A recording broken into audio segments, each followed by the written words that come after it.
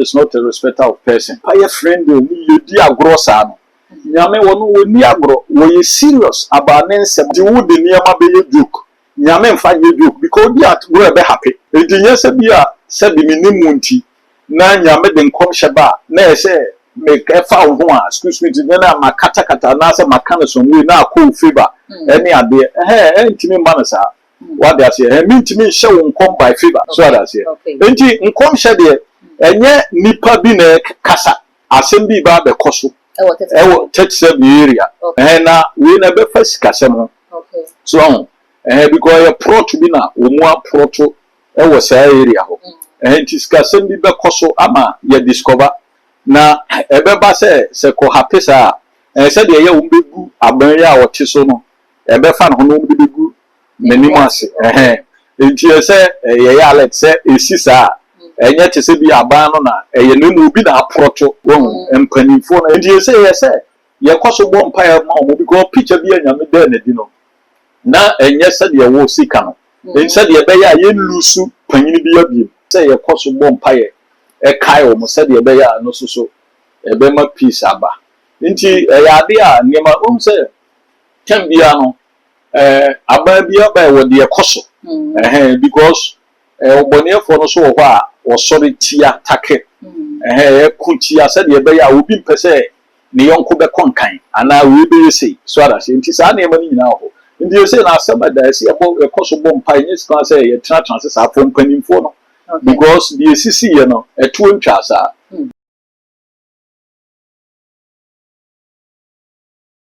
Odifo lelo akara mejo so yabo Christian Odifo wunya difo Professor Isaac Bempa and wa beda na di kwese dey say kwese dey dey ma ebe wodi nyamia ka for me eni ne property o my name e baba betuja na na for the council nsem no wo soro ya wo mo twene sra ne abasa mini ka misa se nsem o me di betuja wo je ne se na o so be kan bi afa the next will be president 2028 okay and ama enkofo ebuso kasetia se adenti na wo kasa na o da bi ema o kasetia ana se mu engodu me that way okay because the mu say papa de no wa course wo no kra na start enkom hye yi ma ye do na nyame yi niam ankyere ba do de ne ya fama out okay ba no ye good bow be kan bi na ye shase se ye ntimo mu criticize na na so mu so mu se because nyame betuma yi ade akyere no bi a ache ato ho na bi a so won shase se wo be kan ba bi o decide say be at this time saying no beka there is nothing wrong about that okay because nyame utimi eyi ade bi way back na wa chew dada na nso won kasamfa ho maybe so afil we can be bi a wo ba beka unti say wo can be sa there is no need say we be attacking and say almost sorry tiasa na say enkomhye no eba enye say eba ya na wo ka ba utimi gide to ho ebra wa wo pemu no na ba beka na na o da bi wo ho a ye urgent asem bi wo ho a wo kura no wo wantimi an kan kire obi kura na say wantimi an diriba na wa mo ho paye kura woni go ba ho so na asem na happy dada this e bi anyame kire wo say e bi asem a me de ma wi 2 months time and I 1 year time me asem no be manifest nti no say we bi hu dwuma wo bo ho paye bi ana say wo kama intercessors eboa na yese no ma no ye nyina akoye intercessors nti na nsem bi wo ha wo nko wo nkipu say wo kana okay ye nyina ye support mpai bo na because bonefo no ye adwuma mu odin pa wo muso abaifo nso ana ho mfini ampo abosom no mpo ni ade wo muso wo mu get together ye wo munuma se de wo mu hyehyɛ de enye no mpese wo muso ebe mo okay ti say nyame aka bi sa atre no there is nothing wrong ne amagana fo bi edikan edi nkomhye na nyamai no ho komo no kwa wo mo kire se Professor Isaac Bempa no na ye ni wo Ghana senka wo ne MPP fo ne kon nakra na ebi eche no beda ne no ho no ko join ni NDC ite bi kire se na so ne NDC fo nkita hode no aye kama na se ne wo kasa na o ka se yɛmfa constitution no kwan to nkyɛn ne adeɛ no ɔmo se ɛne wɔ ba bɛka ɛde ama yɛma mpanin John Dramani Mahama sɛ ɔno na ɛnsan toa so bi mu na ɛno na yɛyɛ a ɛbɛma Ghana no akɔ yie baby a odiifo bi dɔm ɛne ayɔnkofa ɛda odiifo bi ɛne obi ntɛm no ɛno tumi ɛyɛ influence nkɔmhyɛ odiifo bi de bɛba ana usi asɛm no so bi ma nkɛbɛ mi de pa sɛ woyɛ diifo yi ayɔnkofa ɛda ebi a wo ne me ntɛm no ɛno ɛbɛtumi ɛyɛ influence nkɔmhyɛ a wode bɛba afa ne ho ana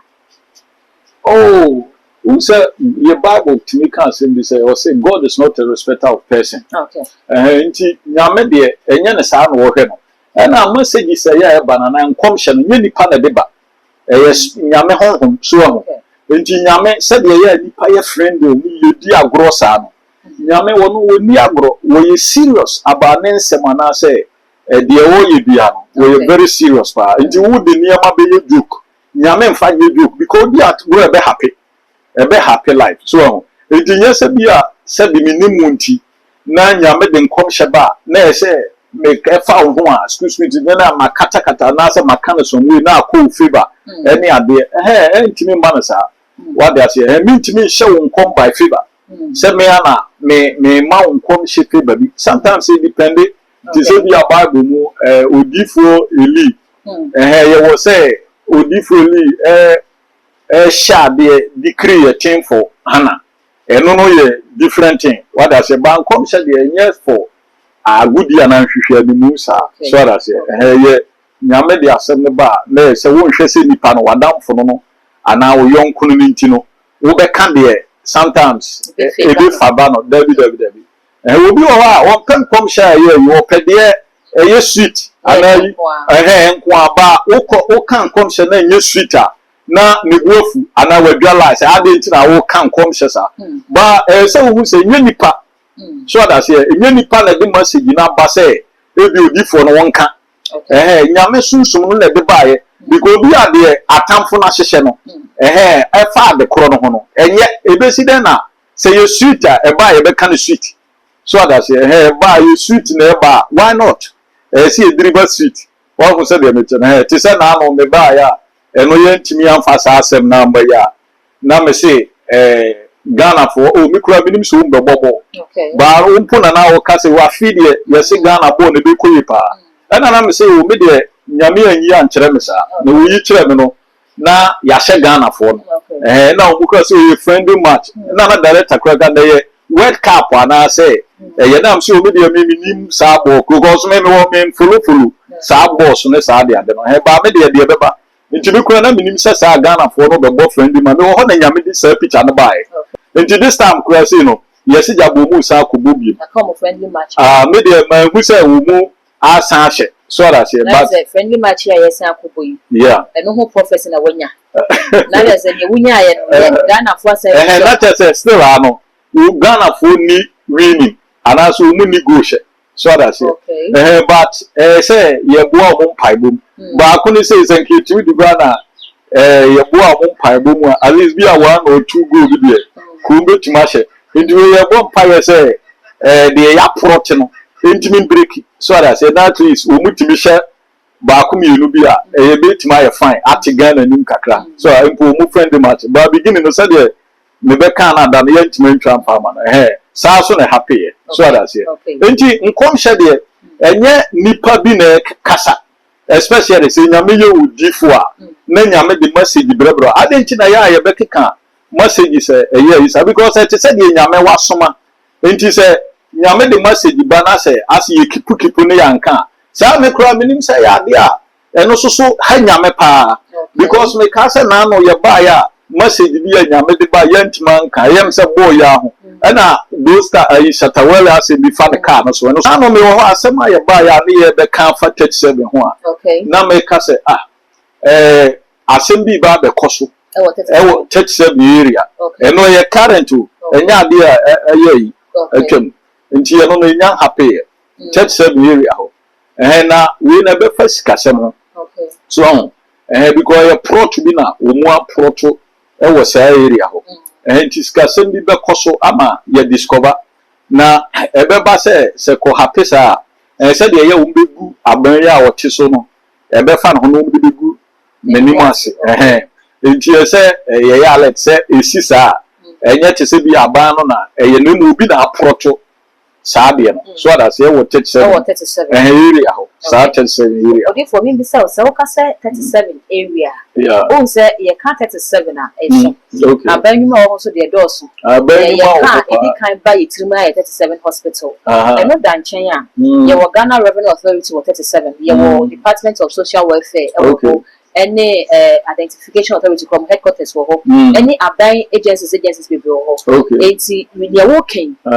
near where na eba wo tax for no ho ana say okay to me the nyame anhye da mfama nkwa nkogina ba bi ti se bia lances office ana say wan mfama nkogina office bi ti se bia de ogugu dini bi ba middle of sa place ho no na me hu ade no enti me hu say ye twe ade kata so tisenka sɛdeɛ ayi tisenka katensi ana yi bi na ade bi ho bɛda adi nti ne yɛde kɔba so so adaseɛ nti we no sɛ ɛho totima ɛbɛda adi ɛbɛma na ba bɛyɛ huhuhu nsɛm bebree so ɛho na ɛbɛtɛnde na bi wo bɛka sɛ bibi corruption ana similar ayɛ te sɛ bibi a sɛ adeɛ protest first kasa mo deɛ na te sɛ nti wa yɛbɛka sɛ wo aban no na but na ye prot so that say e prot pese omudigu abanti we say na manifestia na ye se nipa nkrofo hu say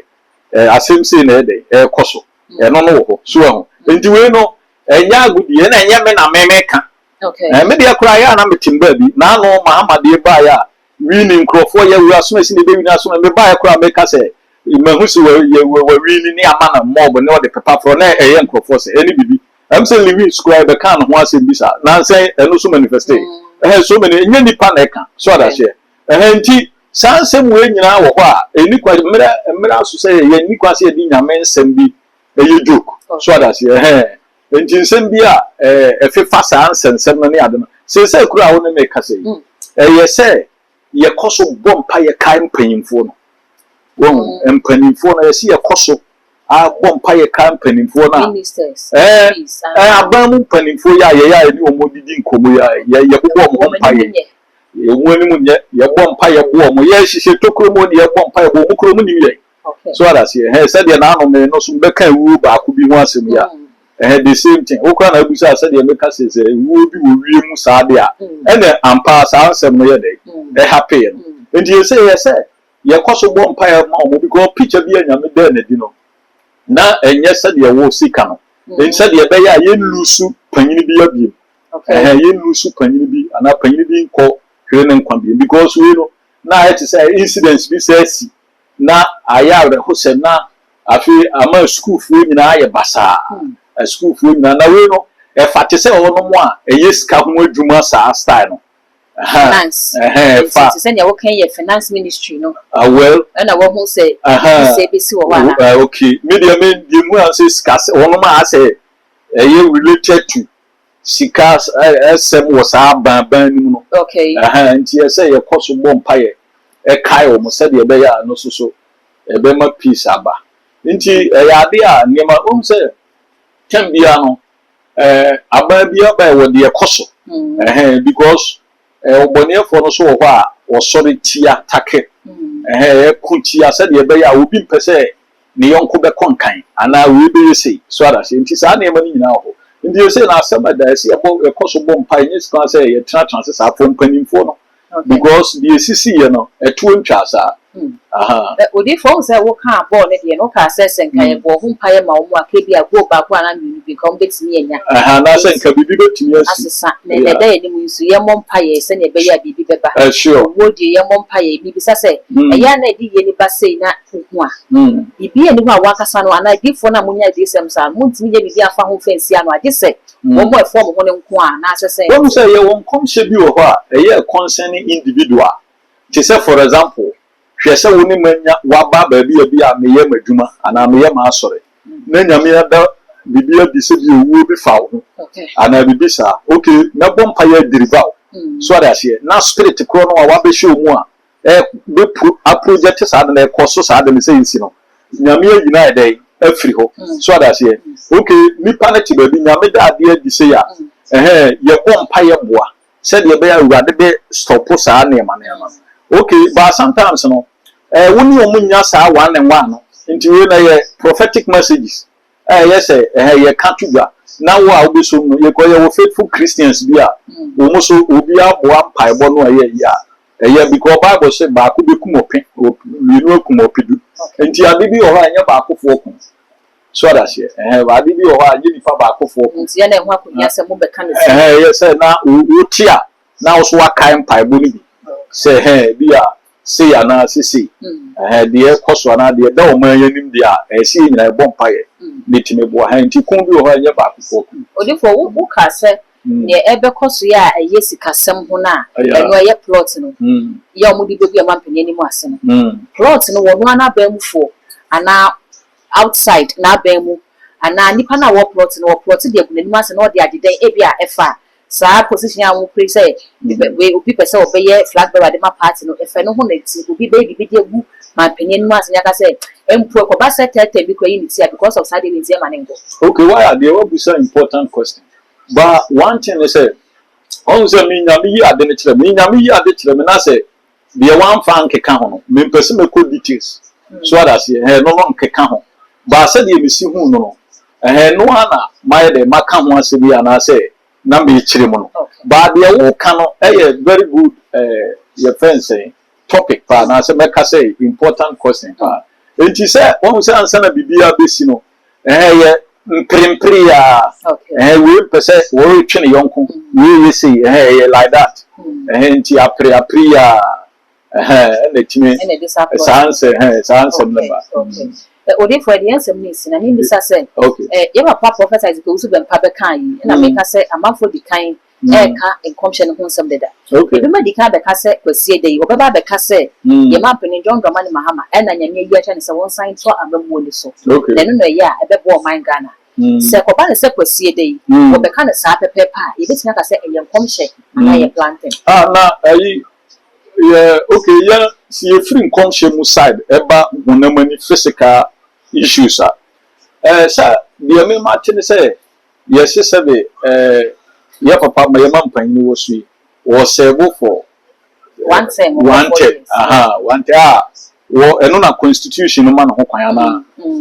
okay well enti no se enkomhye bi ba se bi eso wo san akode na se bi a constitution na se ye be sana ma ya stand na se bi etisa no de betime ye no sa okay enti na me bi sa na ye dey so se ko ba ne se ko ka ne sa na se bi a ene wo mo a adi kan be ka se na ye prophet as go to be papa ba be ka no na papa ne ba wa be ka e ko ba ne sa ye betime ka se anyway no enye enkomhye ne mo no ne pese Anthony John Doman Mahama Sanko. Sanko. Well, until now, you can say, or Bessan, Kwana say, yes, Banasa. I just almost Sunday constitutional. So that's it. By a young commission, you know, God can make anything possible. Okay. So that's it. What do you want to crack? You know, wow, okay, Biano.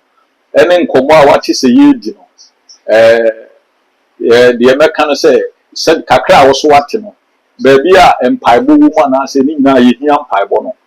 wo so bo empaibo no bi na se de otamfo no one ye kon one o man Ghana e konsini ade because o man Ghana no se be ye ncha ama sofo US kura wo hwe se de ne se last bi me be kan se mahu se sumo du US na han kakra esum kakra na ntokwa ne ye dey e si ho nti ene chen etimi happy wo ama kura chesa no a na chesa utimi hu ne se ye na ha na ya adum bi keke nti ye na difo no nyame na yi wo mo ono me fira urade no enye ono ma ye te se na we se because ye se enkom shetama election time no e bi se na ho ahoya wi ni aye nge ni sa ye se nyame nka bi bi nkire wa enye by force se wo be ka sa se bi go nyame de wo be ka bi aye tu se ba nti wunya sa ba si na obi hyew se kofa aseba tisa nti wa wate no bomode na bo a empaibo ne ade na ne kwakwa no okay so bi a obi pese well woni me bi nkomo bi ana bi a wo betimi afre me wo line iso 0243 42 13 51 0243 42 1351. Exactly.